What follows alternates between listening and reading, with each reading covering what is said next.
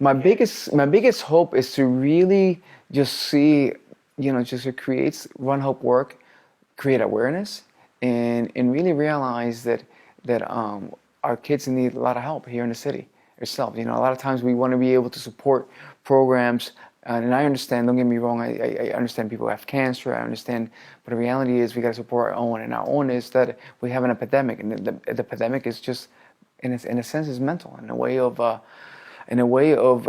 being able to teach them and have the sort of the, how do you call that word, patience, the tolerance to be able to give back to a society that we created 40 years ago.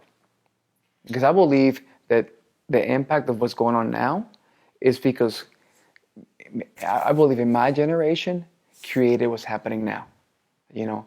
And what's happening now is, especially again in the inner cities, is that we have all these kids that are almost forgotten.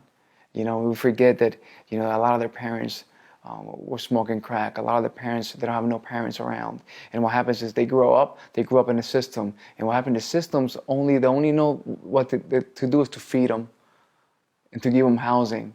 But what happens is they don't have no sense of what work is. They don't have no sense of what living is, because they didn't have nobody teaching them that, in a sense. They didn't have no support. So Run Hope Work is about being able to give that sense and really get them back to like the reality that we have to work.